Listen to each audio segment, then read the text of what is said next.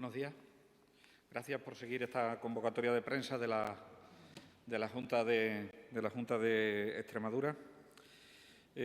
Saben que debido a la situación epidemiológica que atravesamos en la comunidad autónoma, con una incidencia acumulada en este momento a los 14 días de 600 casos por cada 100.000 habitantes y a los 7 días de 385 casos por cada 100.000 habitantes, esta mañana, con varios objetivos, se ha reunido en sesión extraordinaria el Consejo de Gobierno de la Junta de Extremadura para seguir adoptando medidas en relación con disminuir, en cualquier caso, la incidencia de la enfermedad del coronavirus. Mis primeras palabras, en este caso, quiero que sean de mostrar todas las condolencias del Gobierno de la Junta de Extremadura a todos aquellos seres queridos de personas que han perdido su vida como consecuencia de la enfermedad de la COVID-19, así como otras personas que hayan podido fallecer debido a otras enfermedades y que en este tiempo no hayan podido despedirse como es debido. En segundo lugar, quiero mostrar también el interés y el deseo del Gobierno de la Junta de Extremadura en que las personas que ahora mismo están infectadas por el coronavirus y que han desarrollado los síntomas de la COVID-19, bien estén ingresados o en sus casas, se recuperen lo más pronto y lo más completamente posible. Y, en tercer lugar, quiero, como siempre, agradecer a todos los sectores esenciales de la sociedad, sanitarios, personal de residencia, cuerpos y fuerzas de seguridad, incluidos las policías locales, alcaldes y alcaldesas, voluntarios y voluntarias, a todas aquellas personas que nos están permitiendo vivir una vida lo más normal posible. La situación es muy complicada en la Comunidad Autónoma de Extremadura, se lo decía en la rueda de prensa del otro día. Habíamos superado los umbrales de lo que considerábamos nivel 3, hemos pasado a un nivel 4, por lo tanto, hemos de adoptar medidas que van más allá de las que adoptamos en el acuerdo del 30 del mes pasado. Con estas cifras y con tres objetivos fundamentales. Uno, la protección de la salud. En segundo lugar, en la medida de lo posible, preservar el sistema sanitario público de Extremadura para que pueda atender a pacientes COVID y a pacientes no COVID. Y en tercer lugar, proteger las residencias de las personas de edad. Estos son tres objetivos fundamentales para nosotros. En esta ocasión se deben conjugar con un cuarto objetivo, que es la vuelta a la educación en las máximas condiciones de seguridad posible. Y todas estas medidas las tenemos que adoptar, como siempre hemos hecho por parte de la Junta de Extremadura, conjugando la protección de la salud con el desarrollo social y el desarrollo económico. Por lo tanto, la rueda de prensa tendrá dos partes. En la primera parte detallaré cuáles son las medidas que hemos adoptado en el Consejo de Gobierno de la Junta de Extremadura en sesión extraordinaria y, posteriormente, le pasaré la palabra al consejero de Economía de la Junta de Extremadura para que les detalle esa conjunción necesaria que siempre hemos hecho, ese equilibrio que siempre hemos hecho entre la adopción de medidas que permitieran preservar la salud de la población y también conjugarlo con ese desarrollo económico. En la sesión de hoy, decirles que hemos adoptado, por su alta cifra de incidencia, tanto a los 14 como a los 7 días, el cierre perimetral de 4 localidades de nuestra comunidad autónoma.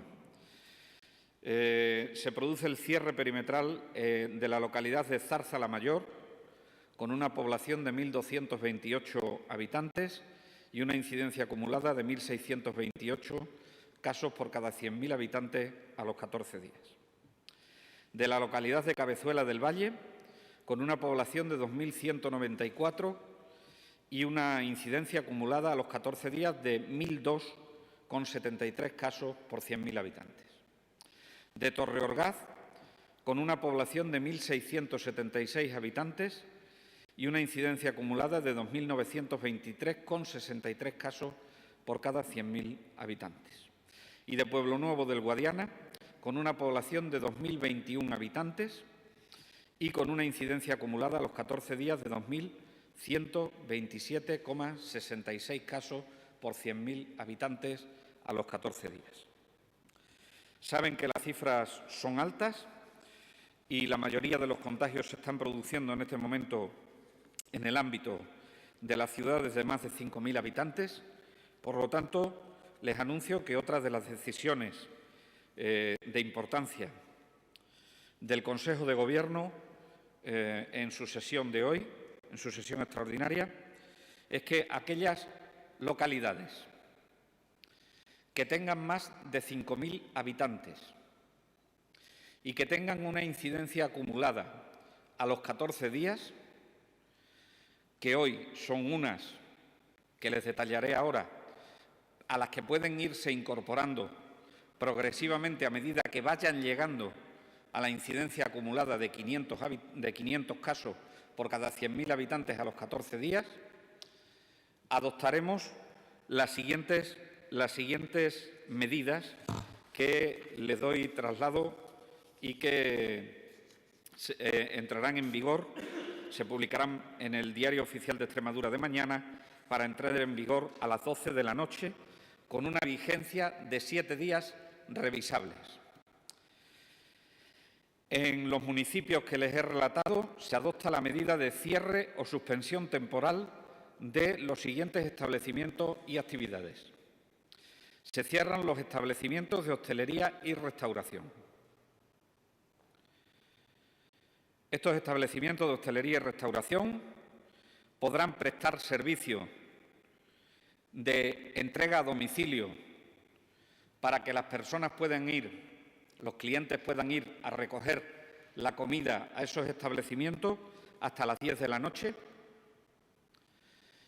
Y estos locales que se cierran de hostelería y de restauración puedan llevar comida a domicilio hasta las 12 de la noche, siempre que los pedidos no hayan entrado en el restaurante por encima de las 11 de la noche. Se excepcionan del cierre los restaurantes que pertenecen a alojamientos turísticos para el uso de los clientes. Se excepcionan los servicios de restauración en aquellos centros sanitarios, educativos, centros de trabajo, para el personal que allí está trabajando o para las personas que están siendo atendidas en los centros o servicios sanitarios, sociosanitarios y sociales.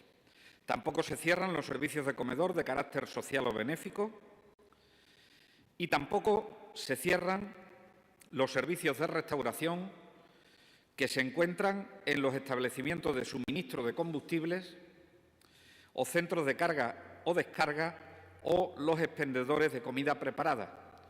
En tal caso, siempre con la idea de que aquellas personas que tienen un turno de trabajo de 24 horas puedan estar atendidas. Eso sería con respecto a los establecimientos de hostelería y restauración.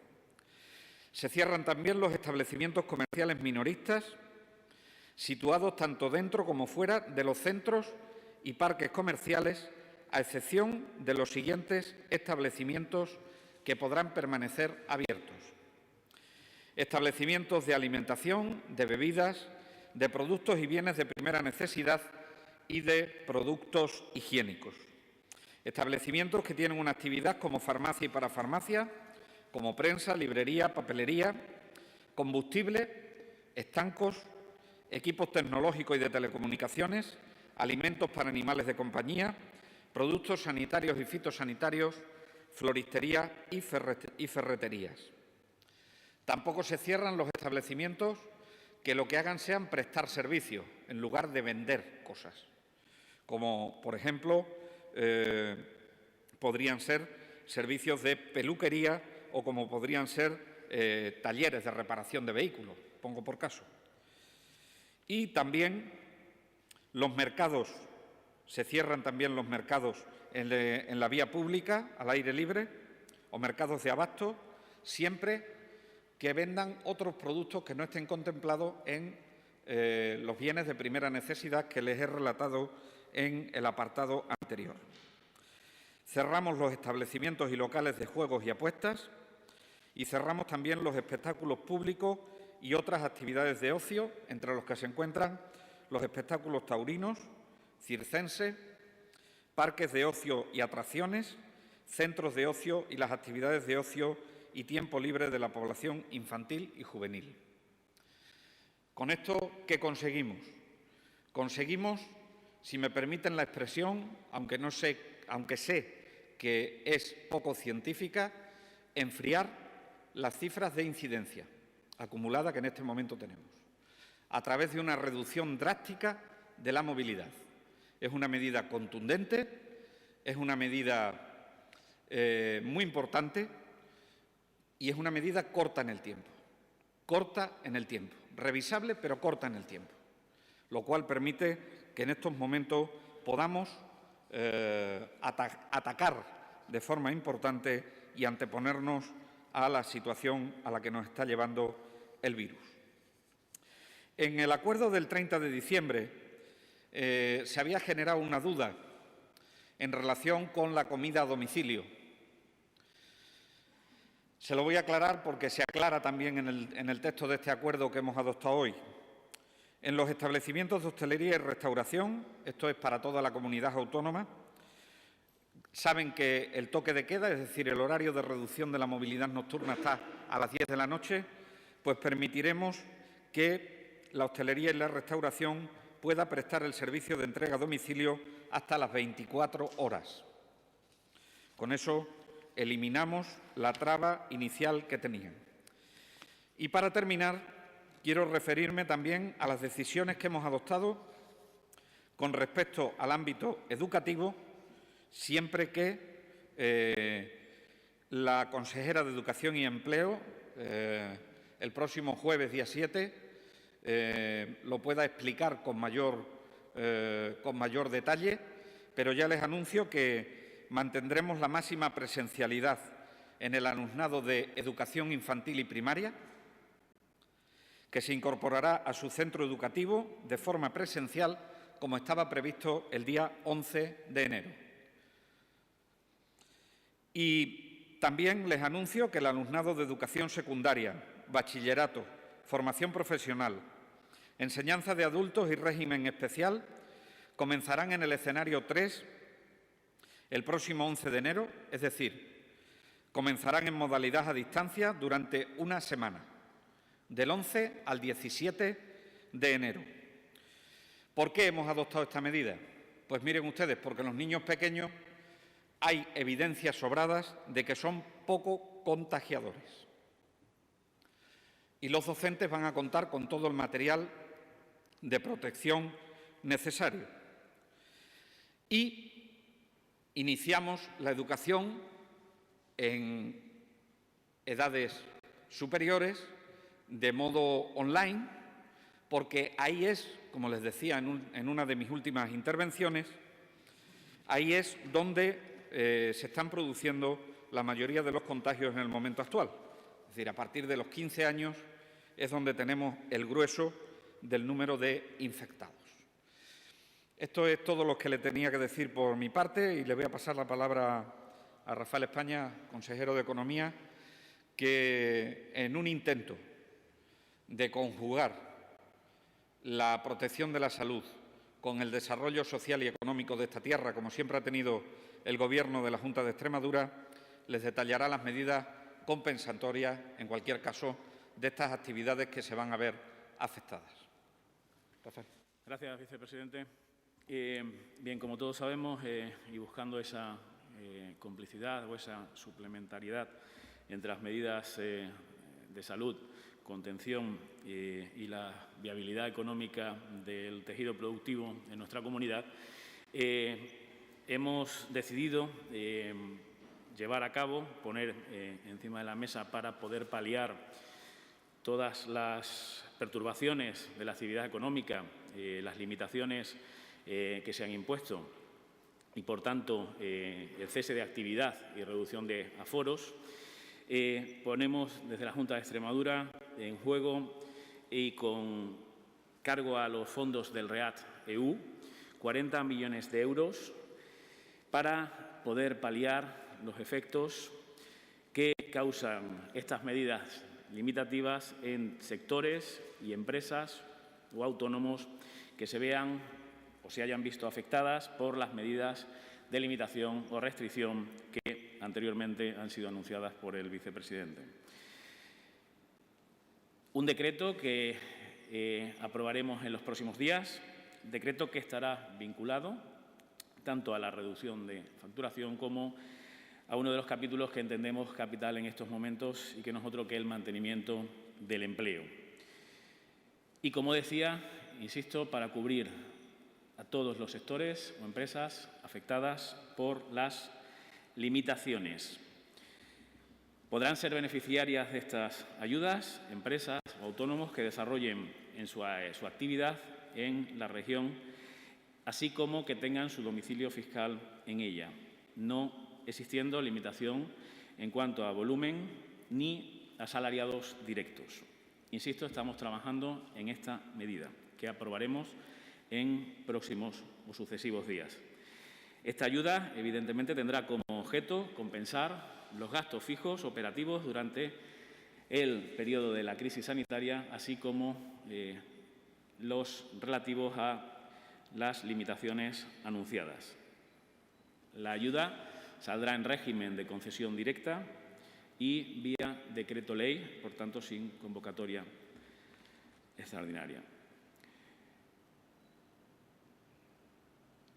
El cierre temporal, por tanto, que hoy se anuncia va a verse paliado y acompañado desde instantes posteriores con medidas encaminadas a, como anunciaba el vicepresidente, poder compatibilizar esa delgada línea de asegurar la salud y la compatibilidad de la actividad económica. Poco más que anunciarles en ese sentido. En los próximos días tendrán detalles y, si quieren, ahora pues atendemos a las dudas. Terminar diciéndoles que las localidades que en el informe epidemiológico, en el día que se hace el acuerdo del Consejo de Gobierno, de más de 5.000 habitantes, tiene una incidencia igual o superior a 500 casos por cada 100.000 habitantes, son las siguientes: Fuente del Maestre, Navalmoral de la Mata, Villanueva de la Serena, Calamonte, Aceuchal, Olivenza, Montijo, Villafranca de los Barros, Puebla de la Calzada, Cáceres, Almendralejo, Don Benito, Azuaga, Coria, Castuera y Badajoz. Observen que hay dos localidades, que son Fuente del Maestre y Calamonte, que en este momento tienen un cierre perimetral que lo dejaremos vigente hasta una próxima revisión de la incidencia de ambas localidades. Pero el cierre perimetral en estas localidades no ha sido suficiente para bajar la incidencia y, como tienen más de 5.000 habitantes, se incluyen dentro de las medidas que hoy hemos anunciado. Preguntas. Gracias. Una vez finalizada la intervención del vicepresidente segundo y del consejero de Economía, turno para los compañeros de los medios que nos están siguiendo. Por favor, pedir el turno de palabra. Loli López, de Canal Extremadura Televisión. Hola, ¿qué tal? Muy buenas tardes. Sí, varias cuestiones. Con respecto a este nuevo decreto que entraría en vigor una vez se publique, o sea, a las 12 de la noche de mañana, una aclaración, consejero, ¿qué pasará con los eventos deportivos al aire libre? Eso por un lado. Con respecto al regreso a las aulas, no sé, si se va a tomar, aparte de lo que ya se ha dicho, esa semana online de los mayores y la presencialidad de los más pequeños, algún otro tipo de medida, PCRs a profesores. Algunos sindicatos han pedido que se retrase el inicio del curso. Con respecto a la vacunación, ayer el ministro dijo, bueno, pues que no se podía hacer esa reserva que sí estaba haciendo Extremadura para garantizar la segunda dosis, y dio un dato bastante bajo de vacunación. No sé si puede aclararme un poco esa cuestión y hacerme un balance de cómo estamos ahora mismo. Y dos más, termino. Sobre las muestras que se enviaron a Madrid sobre la posible variante británica de la COVID, no sé si sabemos algo. Y por último ya, exactamente están surgiendo algunas dudas a positivos en COVID ahora mismo. ¿Cuál es el protocolo que se sigue? Porque se hace PCR, pero no sé si se da el alta a los 10 días sin repetir una segunda PCR para comprobar si ha negativizado, o ya el nuevo protocolo da por hecho que en 10 días la enfermedad se ha ido y ese paciente puede volver a hacer su vida normal. Muchas gracias. La segunda pregunta me la he perdido. ¿Eventos deportivos al aire libre? La segunda era con respecto a la vuelta a las aulas. Vale. Hablaba de la presencialidad, máxima presencialidad de los pequeños y una semana online para los más mayores. Los eventos, este acuerdo no entra a regular los eventos deportivos al aire libre. Son eventos que ya están regulados en acuerdos de consejos de gobierno anteriores. Si los eventos deportivos son al aire libre y pertenecen a eventos deportivos que están regulados, pueden celebrarse en las mismas condiciones en las que se vienen celebrando, y, desde luego, aquellos eventos al aire libre o en el interior que comporten algún elemento de riesgo porque no se adopten las medidas de seguridad, lo decía en el anterior acuerdo de Consejo de Gobierno, esos torneos entre amigos que se pueden organizar y demás, esos eventos deportivos están regulados por el acuerdo del día 30. Por lo tanto, nada nuevo con respecto a ellos. Me pregunta usted por la vuelta al curso. La vuelta al curso queremos que sea, lo hicimos la otra vez y lo decimos esta, de la forma más segura posible. Entendemos que los centros educativos son centros que tienen que ser seguros. La primera incorporación de los alumnos a la actividad presencial ha sido muy buena, y eso queremos seguir manteniéndolo. Creo que es necesario, y así se va a trabajar por parte de la Consejería de Educación y por parte de la Consejería de Sanidad, para que no haya ninguna dificultad en que la actividad que es presencial se recupere de forma segura, y en aquella actividad que pueda haber un más mínimo riesgo, saben que la hemos retrasado durante una semana y se lo acabo de decir. Eso incorpora elementos de alta seguridad que recomendaremos a los docentes, pero esto me gustaría que la Consejería de Educación y Empleo lo pudiese hablar, lo pudiese comentar, todas las recomendaciones, en la mesa de negociación colectiva, porque es necesario que así sea, para despejar cualquier duda con respecto a esto. Por lo tanto, me van a permitir que esa respuesta se la dé la consejera de Educación y Empleo una vez que haya hablado con las organizaciones sindicales y que haya hablado con las entidades representativas de la comunidad educativa. Yo lo que sí quiero trasladarles es la tranquilidad a la ciudadanía, que la actividad presencial lectiva en primaria es segura, y en aquella en la que tenemos que verificar determinados elementos empezamos en nivel 3, con lo cual permítanme que no le pueda decir mucho más. Con respecto a la vacunación, miren, con respecto a la vacunación estoy absolutamente de acuerdo, después de la remesa que llegó ayer, en el día de ayer, a las distintas comunidades autónomas, con el ministro de Sanidad. Absolutamente de acuerdo. Es decir, después de que se produce ayer la llegada de las dosis que estaban previstas que llegasen, que llegaron en buenas condiciones, con toda la trazabilidad asegurada y después de escuchar la intervención de la directora de la Agencia Española del Medicamento y Productos Sanitarios, así como del ministro Illa, en el Consejo Interterritorial del Sistema Nacional de Salud, Extremadura cuenta con dosis suficientes como para poder acometer con todos los principios de prudencia una vacunación lo más ágil posible. Por lo tanto, completamente de acuerdo en que ya no tenemos que hacer reserva, porque tenemos las dosis necesarias para poder vacunar, que saben ustedes que es una doble dosis, a los 21 días, en condiciones de seguridad, a la población diana, que son 25.000 posibles personas que se pueden vacunar.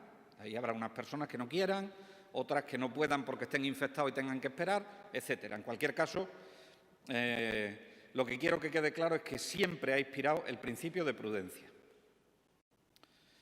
y el principio de precaución. Y siempre hemos velado por los intereses de los extremeños y de las extremeñas. Tan malo es dejar de vacunar como vacunar a medias. Y hasta ayer no hemos sabido que no se rompía el stock de vacuna, porque les recuerdo que de momento solo hay una vacuna que está autorizada para comercializar y que pertenece a una empresa, y que esa empresa ya tuvo en la primera semana muestras de rotura de stock. Con lo cual, siempre ha operado el principio de precaución. Ya han llegado la segunda remesa de vacunas, vemos que los equipos de vacunación van a buen ritmo y agilizaremos, sin duda ninguna, la vacunación sin ningún tipo de problema. Le doy los datos con los que cerramos el día de ayer, no tengo los de hoy. Hemos utilizado alrededor de un 9% de las dosis suministradas, un 9% de las dosis, es decir, hemos puesto 1.948 dosis y la mayoría de ellas, el 61%, la hemos puesto en el día de ayer. Con lo cual, quiere decir que a lo largo del día de hoy, en la actualización que hagamos al Ministerio de Sanidad, los datos cambiarán sustancialmente. Con respecto a la variante del COVID-19, hemos enviado un total de 7 muestras, con lo cual preveemos que en la secuenciación que hemos hecho en la comunidad autónoma, la cepa británica puede estar entre nosotros y en otras comunidades autónomas.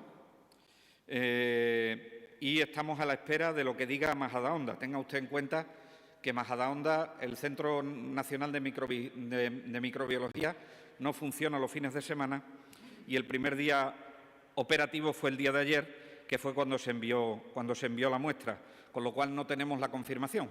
En cualquier caso, en todos estos casos, sin desvelar la confidencialidad, estamos actuando como si fuese variante. Y luego lo del protocolo. No es lo mismo el protocolo en las personas que han dado positivo y que son casos positivos que en las personas que son contactos estrechos.